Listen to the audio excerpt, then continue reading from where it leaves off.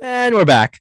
Hey guys, let's get into the Sunday recap. Everybody's favorite time of E- Everybody on this podcast. podcast, our teams won this week. Let's fucking go.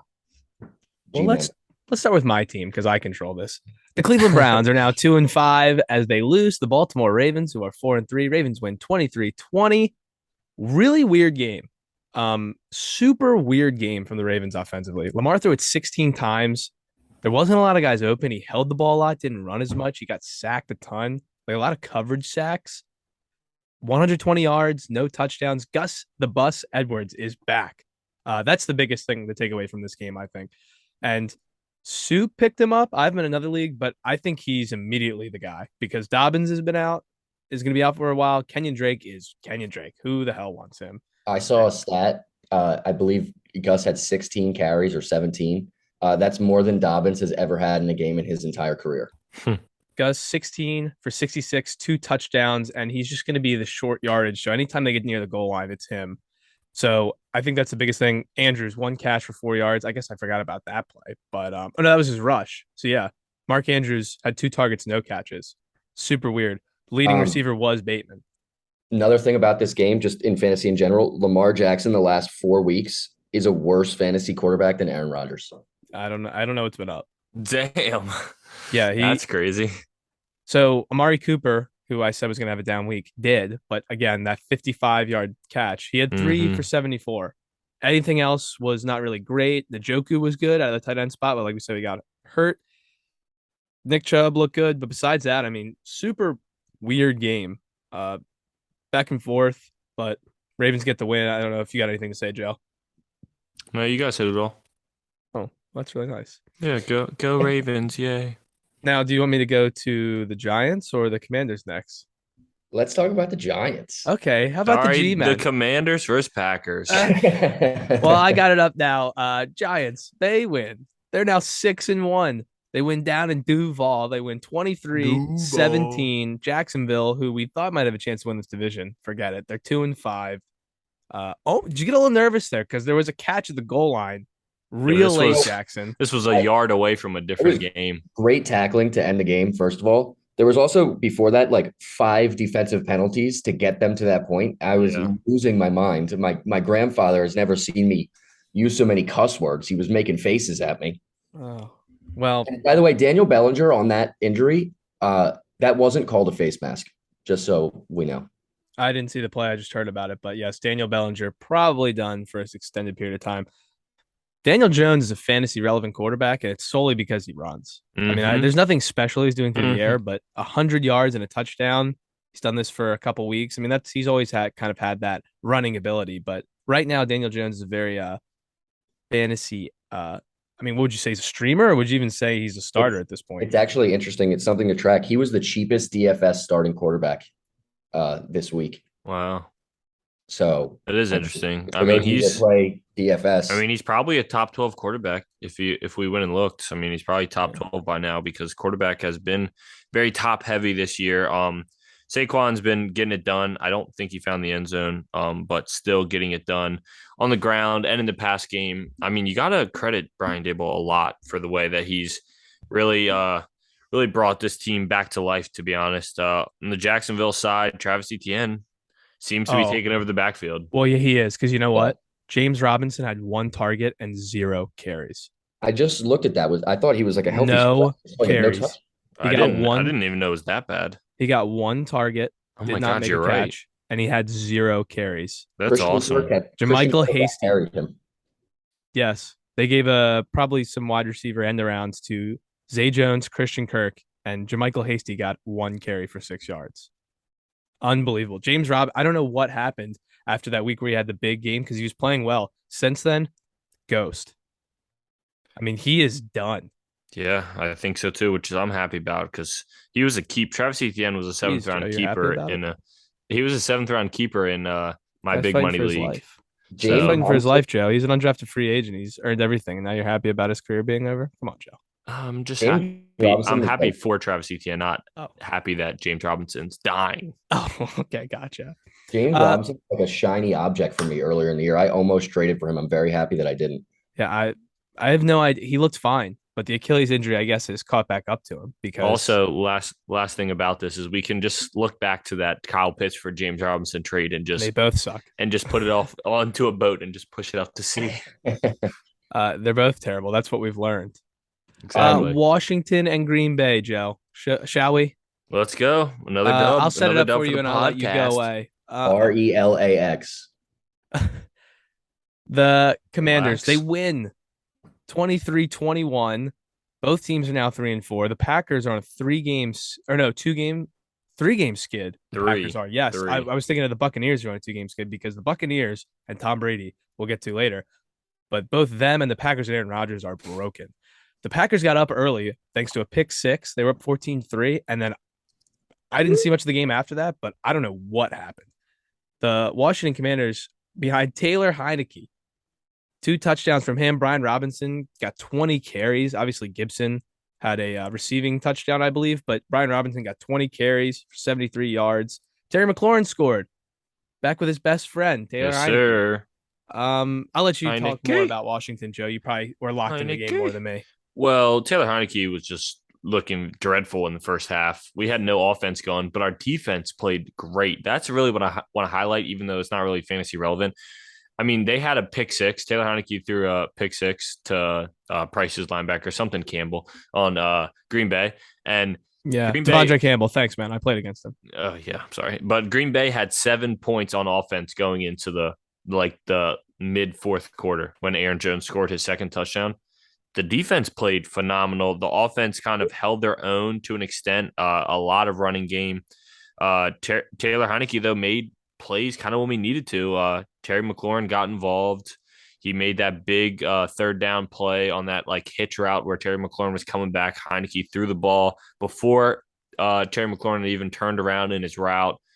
McLaurin came back to the ball, came back, got it, ended up going out of bounds, which that's why the game kind of ended weird with Aaron Rodgers actually having a shot because, as we know, Jackson, he's never out of the game because he's dangerous at the last few seconds throwing Hail Marys. On the flip side, Aaron Jones doubled A.J. Dillon's carries, but neither one of them did any kind of work on the ground. No. Aaron Jones did have 9 catches, though, and 2 touchdowns on those 9 catches. Lazard also had a shoulder injury. I don't think we mentioned that because I haven't heard much about it since. And Romeo Doubs, 4 targets, 0 catches. That was gross as well.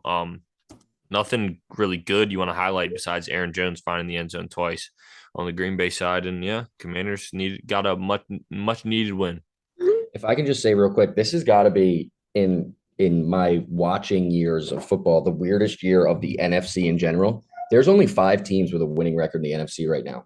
And they're not the 5 teams that you would have thought. 3 of them are in the NFC Beast. It's the Eagles, Giants, Cowboys, Vikings, and Seahawks. Everybody else is at or below 500. Which Vikings. Yeah. Well, we just called it 4 years late. Well, we both said it this year too. And Jackson, you're sending text messages so we can hear it. Yeah, stop. Turn your ringer off, you jackass. Anyways, I will say A.J. Dillon, you'll notice, was absent from the Titles of the Week because he's no longer eligible for it. He sucks. Fair enough. Anyone want to combat that? No, he's not. But he'll still be Diego's RB2 next week. Yes. All right, let's go to the other team that's broken in the NFC. 21-3, the gunslinger PJ Walker comes in and beats Tom. Carolina is now 2-5 after getting rid of their best player. Tampa could not score. They were shut out through 3 quarters. Could not score a touchdown against this team. They're now 3-4. I don't even know what to say. Tom threw for 209 yards to the ball 49 times, but I believe there was the one big play. Yeah, at the beginning of the game.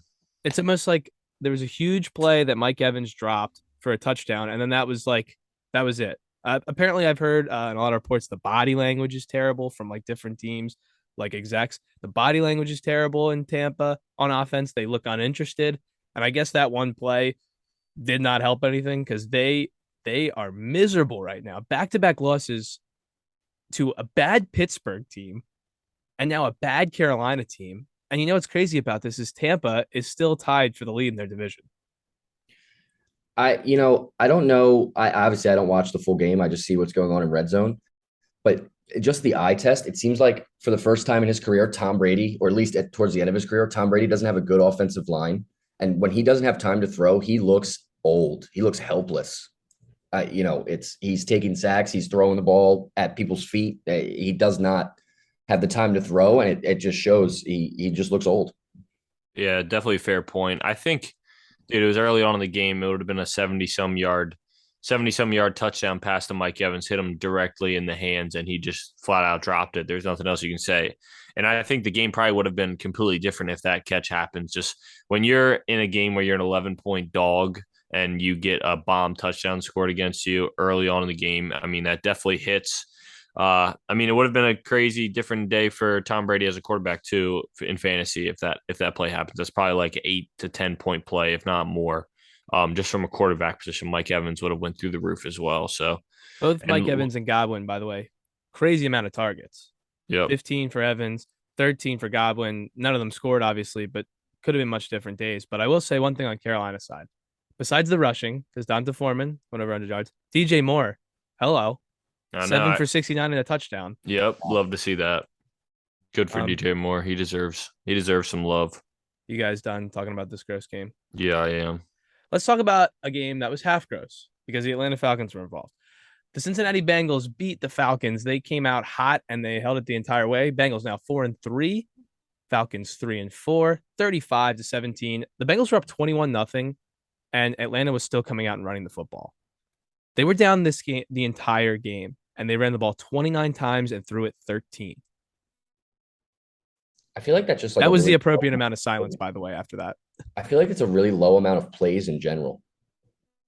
What are they doing? What are they doing? They're turning around and running the ball every single play. That's exactly what they're doing. Drake London, 1 catch for 9 yards on 1 target. We saw how good he can be this year. And this was brought up on another podcast I listened to, Fantasy Footballers. I'll shout out your little Jason Moore, Joe. Love that. The Falcons. And we know they are. Yep. The Falcons, the last 2 years, their first round picks they invested was a tight end in Kyle Pitts and a wide receiver in Drake London. If this is the same coaching staff, the same front office that is currently in charge, if you're going to invest that, why are you not trying to throw the ball at all? They threw it 33 times in the first game. That's a damn good question there. Drake London was looking like an absolute steal the first 3 weeks of the season. I was wondering how I didn't see this coming. Oh, by the way, Cordero Patterson, the starting running back, has been out this entire time. So they don't even have their best running back. This box score is absolutely insane. If it wasn't for this 75-yard touchdown from a no-name, Marcus Mariota has like 55 passing yards. That's crazy. On the other side, everybody got involved. Hayden Hurst was another good play at tight end.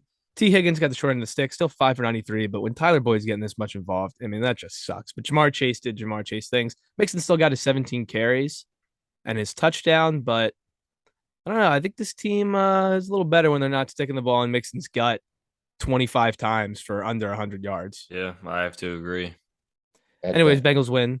Good stuff. Bengals gave us plenty of good fantasy outputs, so it's hard to be mad at them at all.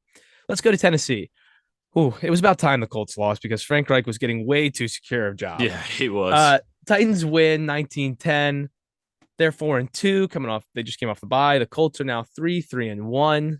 God, they should be so much worse than that. Matt Ryan, maybe his last game as a Colt, 33-44, 243 yards, 1 TD, 2 picks. Jonathan Taylor, I'll let someone else tackle that. But Derrick Henry, Jackson, 30 for 128, no touchdown, but plenty of rushing yards. And I don't know, 30 carries is a nice number to see from your RB1. Titans on a 4-game win streak as well. Started off 0-2. When you hand the ball off to King Henry, they win games. When your leading wide receiver is Austin Hooper. They just get fizzling out inside the red zone. Derrick Henry just could not get within that 5 yards that he needs to just bulldoze people into the end zone. They have no relevancy in the passing game. I mean, Robert Woods was dropped in our league and he was picked up. Who is ever going to play Robert Woods? You'd think that he should be able to get played, considering he should be the only wide receiver of relevance on this team. But, I mean, he had 3 catches for 26 yards on only 4 targets. Not like he's getting the targets. It's just he actually led the team in targets. But the passing volume is just not there for this team right now. So on the other side, what the hell is Paris Campbell doing catching 10 footballs? I don't know, but he needs to stop. That's supposed to be Alec Pierce. That's supposed to be Michael Pittman Jr., who's only 6 of 58. Yeah, Alec Pierce. But does anyone want to talk about Jonathan Taylor and what's going on? Not really. Nothing. He doesn't look healthy to I me. don't He care doesn't have about the, he Jonathan doesn't he Taylor. doesn't have the burst that he had last year. I don't last year he was just every time he touched the ball it was like magic happened. And now this year it's like he's just like a normal running back. It's I don't because know. Andy said before the draft he flipped a coin already, and that's what his pick was going to be, unless he had a change of heart. And the coin said CMC, and he had a change of heart. So he broke Jonathan Taylor just like he breaks a lot of other fantasy players. Breaks a lot of quarterbacks. Yeah, I to me this year the Jonathan Taylor this year was Breece Hall. He could literally break it off at any point, and Yeah. it's really sad that his season's over. And speaking of that, we'll go to Denver, where the Jets win without Russell Wilson. I don't know if it could have been any better though if he was there. Jets win 16-9. Jets are now 5-2. The Broncos are 2-5. And by the way, remember how bad the season started for the Raiders?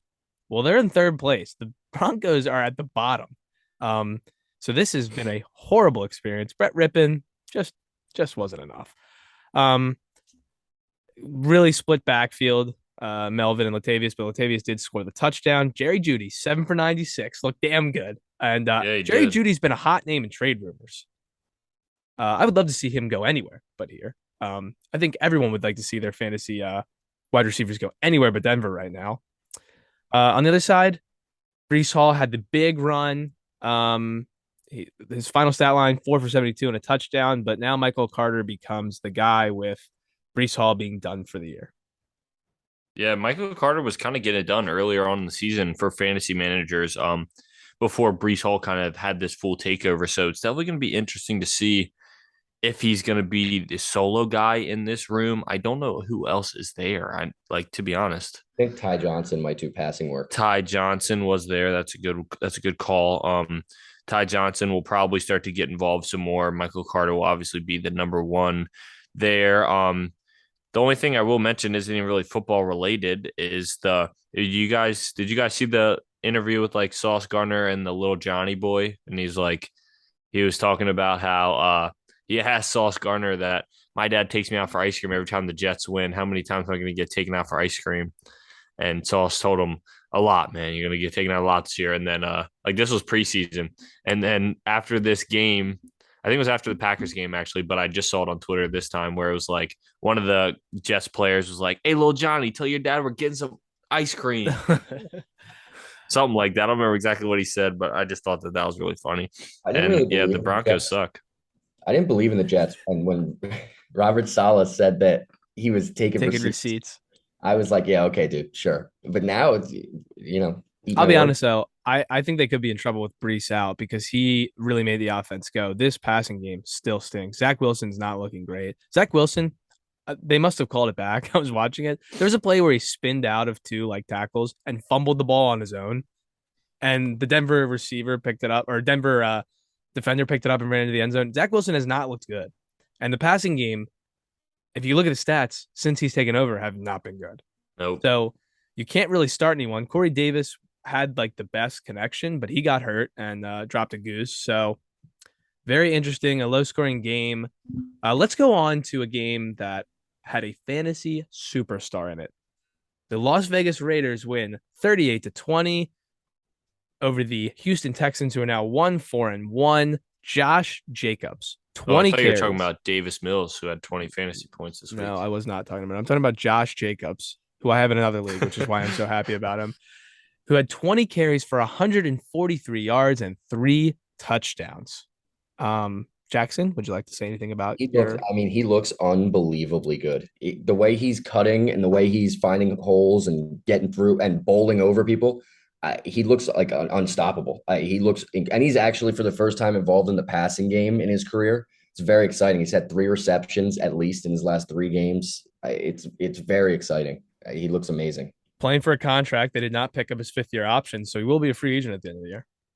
Yeah, I swear every time he touched the ball, he was getting 6 to 30 yards. Like literally, he was never getting touched behind the line of scrimmage. So obviously, definitely do want to shout out that offensive line that had really struggled in years past with Josh Jacobs. And that was always kind of a big thing for him, that he was getting hit like at the line of scrimmage or even behind sometimes in years past. But he's definitely turned a leaf. I mean, this last like 5 games for him have just been insane, and the Raiders need it because they have Devontae Adams. Obviously, Matt Collins fills in. Hunter Renfrow got involved a little bit, but without Darren Waller being that number 2 guy that should be there, they've relied on Josh Jacobs, and he's answered the call.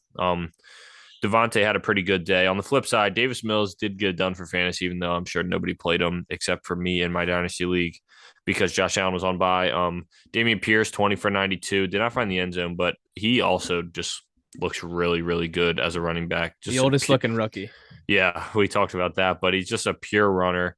Um, yeah, passing game for Houston was pretty spread out, even though it was pretty good for Davis Mills, so nothing to really highlight there. And the Raiders are trying to claw back 2-4 after starting 0-3. The Raiders look like a team right now. If they were to sneak into the playoffs, this is the type of team that's built to win playoff games. The way I don't that know. Their defense stinks. Yeah, the their way they defense run the sucks. ball, it's They need to do something on defense because their secondary is terrible. yeah, that's all I got for that. Okay. The Chargers. Something's wrong with the Chargers. Sam Smith, I was talking to earlier, he wants to trade Justin Herbert. He was not concerned at first, but now he is. Seattle. I want him, Sam. Give him to me now. Wins 37-23 on the road. Seattle's 4-3 leading the division. The Chargers are also 4-3. Are we maybe Russ left his talent back in Seattle? And that's where Geno Smith is playing. And now he has that talent. And on the flip side, I don't know, maybe Russ is the new Drew Lock. Maybe it's just the uniform. It's not really the player, it's the uniform and what you do because good God, Geno Smith didn't have a great day, but I mean, he's leading this offense. We thought this offense wasn't going to do anything. They scored they got to be up there in like a top 10 offense. 2 touchdowns for Geno, both to Marquise Goodwin, and they were deep balls. Like, I mean, he's throwing it on the dime. Cam Walker looked great. 23 for 168 and 2 touchdowns. Boy, I mean, you absolutely blown out of the water what you thought you were going to get out of the Seattle offense and what you actually got. On the flip side with the Chargers, I don't know if you guys want to take this, but Austin Eckler is the only thing. Mike Williams is either going to have a great day or a bad day, but Austin Eckler is the truth. He's a cheat code. Herbert gives him the treatment that Drew Brees used to give Kamara. Yep, where I like that comp. He goes through his progression and then immediately just dumps it. And he gets, 5 to 15 yards per catch. He, I don't remember who I was saying it to. He in fantasy like 2.8 you to death. Just repeatedly just gets you. Joe, anything you got? I'll just talk about, we already talked about some guys. Gerald Everett's been pretty consistent in the tight end world. That is pretty gross. So that's definitely something to highlight. He had 9 targets for 5 for 63. So that's always pretty good there. Justin Herbert, 1 catch, -8 yards. I don't know if anybody saw that play. That was kind of funny. That was kind of funny when he caught his own pass. He should have spiked it down because it ended up being a loss for 8, like we said. But yeah, and Ken Walker seems to be the truth, dude. I mean, 3 games starting, 3 games that he's went off, or actually 2 games starting, 1 game that he came in when Rashad Penny went down, and he's turned out to be the truth so far. The Seahawks have looked really good. Yeah, Rashad Penny looked real good till he got hurt, and of course that guy played for me. The San Francisco 49ers with Christian McCaffrey, although in a limited fashion, they lose. I think odds-wise, they're like one of the favorites to win the NFC, but they're now 3-4. Kansas City's 5-2 as Kansas City wins 44-23. Patrick Mahomes was electric, although early on it was a little dicey. San Fran was putting it to him. McCaffrey, even in his limited packages, 8 carries, leads the team. 8 carries for 38. Jeff Wilson only 7 for 54. I don't think McCaffrey caught football. Doesn't even look like he was targeted either. So very limited fashion. George Kittle on tight end day, absolutely brilliant. 6 for 98 and a touchdown. Brandon Ayuk getting involved. We said Deebo Samuel had a down day. Oh, actually, McCaffrey did have 2 catches for 24 yards. Sorry. A lot of ball was spread around a lot in San Fran. A lot of names to look at. But on the Kansas City side, good God. I mean, doo sniff. Yeah, kills me. All of them had good days, to be honest. McCole Hardman had 3 touchdowns. Juju over 100 yards and a touchdown. Valdez Scantling 3 catches for over 100 yards, and then God, if anyone wants to start someone in the backfield in Kansas City, I mean, Joe, you got anything to say about that? They named Isaiah Pacheco the starter. Yeah, they did, which led me to pick him up. But really, it's just a three-headed monster, and it's I shouldn't even It's call not it a even a monster. monster though. Yeah, exactly. It's a It's a three-headed three-headed poodle. it's a three-headed poodle over there. Isaiah Pacheco leads the way, 8 for 43. I mean, that's a pretty good line there, but only eight rushing attempts, averaging just under 6 yards a carry. I mean, none of them really takes all the passing work either, like you would kind of hope. Because I mean, Jerick McKinnon had 2 catches, Clyde had 1 target. Isaiah Pacheco did not get involved in the passing game at all. He's also returning kicks. It's a weird dynamic with the running game there. If they could really cement a guy, he would be very fantasy relevant, but they've never been able to. Yeah, nothing, Jack. I mean, Pacheco looks good. He looks quick as hell. It He's just also returning kicks, isn't he? the Chiefs. Yeah, Yeah. he does, and he looks really good returning kicks too. Not that that matters.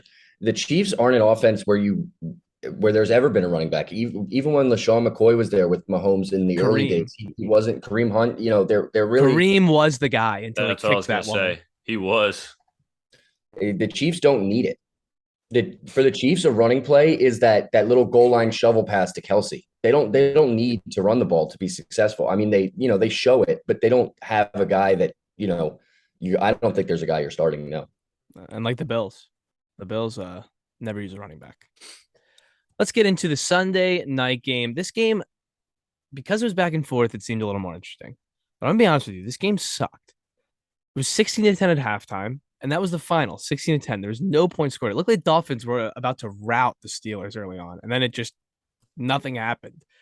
Tua took it a couple times and ran it, gave everyone a heart attack, like led with the shoulder. Yeah, But he tried to lay the pipe too. He the was Dolphins do lower in the win. shoulder. The Dolphins do win 16-10. They're 4-3. Pittsburgh down to 2-5. Kenny Pickett tried. He really did. Threw a touchdown pass to George Pickens, who looked good, but he also threw 3 picks. Great I mean, teams cover. huh? Great teams cover. Yeah. I'll let you guys take this game. I don't have much to say about it. I didn't watch this game. I'm done. I'm done watching horrible primetime football. Yeah, you didn't miss anything. I fell asleep for the second half, which is perfect because I saw the next morning that there was 0 points scored in the second half. So that was awesome. Raheem Mostert obviously scored early. George Pickens, that was a very nice touchdown catch as well for those who saw. Najee still gets to work, but still no production. He has never rushed for 80 yards this season, I believe. I think like 74 is highest rushing total. Ugh. That's crazy. And he's not scoring a lot either. So No, he's not. Passing game all over the place. Pat Freiermuth actually led the way for 8 for 75. On the flip side, Waddle and Tyreek both got involved, but nothing crazy against this exploitable secondary in Pittsburgh. So you're kind of surprised there. But they definitely ran the ball a lot too, with Mostert 16 for 79. And yeah, I mean, the Dolphins got back. They still not lost the game when Tua's played a full one this year. And the Steelers are just big question marks everywhere, really. you know what's crazy is I was watching this game and Waddle and Hill had hot starts. Yeah, they did. And there could have been touchdowns if like they were running wide open. I don't know what defense Pittsburgh was playing. It was a zone that was not working. These guys were running wide open, and if Tua like there was like 2 or 3 times if Tua put it like in stride, they were easy touchdowns. But instead, he kind of like threw it high and behind, and they'd have to go up, and they'd still get a nice like some space to run after the catch. But if he hit some of these guys in stride, it could have been a way different game. I mean, Miami, like I said, was on the verge of absolutely this was going to be a rout. And then they just didn't score. They kicked 2 field goals in time. They probably could have scored touchdowns. And then after that, I don't know what happened. But also, I just like to say, did you guys see that Chase Claypool, the Steelers are trying to trade him? They said they want something similar to the Christian McCaffrey return. Oh my God. Yeah. Totally. Glorified tight end, sure. Yeah. That is the Sunday recap. Now it is time to get into our Thursday night football preview. I don't know if you guys are going to like this one. Jackson, yes? Sorry, continue. Oh. Thursday night football preview. I don't know if you guys will maybe feel a little better about this one. My team's in it, but both these teams, I would say, offensively are not playing great, especially one of them. It's the Baltimore Ravens, 4-3, at the 3-4 Tampa Bay Buccaneers. I will say. Oh, no, go ahead. I'm happy about this game. It actually, last week seemed on paper like to be a good game. This week on paper, the the Bucks have been god awful, but I still believe that they can turn this around. I gotta hope for some points. Right now, let's see what we got. The Ravens are a 1.5 point favorite on the road and over under a 45. Probably a little too early for injury reports. It will be interesting to see Gus Edwards coming back from a big time injury on a short week. Now they gave it to him. It wasn't like Dobbins. They gave him a lot of work, but it'll be interesting to see how he comes back and if Gus is using the same fashion with this short week on Thursday. Anything else you guys got to talk about? I mean, I think you're playing most people. Joe, are you playing Tom Brady? Yeah, I was gonna say that I think you're playing all the people you would assume that you are playing, like Andrews, Jackson. On the flip side, Deshaun Jackson? Yeah, Because he will Deshaun be Jackson, active of for course. this game for the Ravens. Um, and Gus, if everything's all good, which I assume he will be, I think you can flex him if you have to. Obviously, put him in your running back position and not your flex, so you don't lose your flex for the week. But and then on the flip side, Lenny's getting played, Evans, Godwin, and Tom. I'm gonna have a decision to make if I want to play Tom or Kirk, but I'll get the ball rolling with our picks. I'm actually leaning to play Tom, probably going to play Tom. I think that the Bucks kind of get right in this game. Prime time Tom just kind of makes sense. That's when everything's back. I know you hate this, Tony, but I'm going to be on the Bucks at home as underdogs. Not so fast. Not so fast, midget. This is also a get right game for Lamar, is what you're forgetting. Yeah. I am on the Ravens here. This is a get right game for Deshaun Jackson. No, I'm picking the Ravens, obviously. I think they can beat this team. They did get I just hope it's a great game. I really hope we see a good, because I mean, we saw the Saints Cardinals, but a lot of the fantasy implications, like Juwan Johnson and Andy Dalton. I mean, D-Hop obviously had a good day. Benjamin probably wasn't played that much because it was supposed to be a bad matchup and we weren't really sure. I hope this is a good fantasy day for everybody involved. I will say my grandmother does not watch football at all, but she did watch the Ravens game this past week, and her takeaway was the Ravens didn't win. The Browns lost that game. So she was not impressed. Like I said, I will stick with the Ravens. Hopefully it's a better game. It should be a better game. A lot of fantasy people to watch. We didn't talk about it, but Lenny had a really bad game. So we'll see if Lenny can have a bounce back game for the Buccaneers. That's pretty much it. All I got. We hit everything I wanted to. We got into the controversy. Yeah, it was a solid episode. Eric, if you're listening, and I know you are, you need to stand up and explain yourself. So explain what you've done. To my understanding, that's what I said. If maybe I'm wrong, but to my understanding, he was the 8th vote. That's why I stood up when you were mentioning that to say that that's why he did that. Obviously, I didn't know. Recount. To be completely transparent, that had already happened while I was in the car, and then when I got to the table, that had already happened. Of the whole vetoing thing, but to my knowledge, I thought he was the 8th vote. But what do I know? Not much. Well, we also do have a Twitter account, by the way, if you're wondering. We do have a Twitter account. It's at EastSideFF, capital ESFF. And you can find this podcast on Apple Podcasts and YouTube at Eastside Fantasy Football. Shout out, Jackson. Thank you so much for joining us here. Really appreciate you, buddy. Bailey, if you made it this far, nice cock. Good for you. Oh, my God. Hey, this was the Eastside Fantasy Football Podcast. Like Joe said, give us a follow, share with your friends. Joe, I don't know if you saw the other day, but I actually called my first football game. Called a high school football game between I saw that on your Instagram. McDonough. That was awesome. Yeah, so right. Congrats for you. Maybe one day while I'm doing this podcast, I'll be going to call the game. So hell yeah. Then I'll have to. I won't be able to make picks because that's what Kirk Herbstreit does. He can't make a pick because he's calling that game. Yep. Anyways, thanks for joining us. This was the Eastside Fantasy Football Podcast. For Jack Sendelman, our special guest. For Joe Briner, I'm Nick Testoni. Thanks for listening. Adios. With ice for life.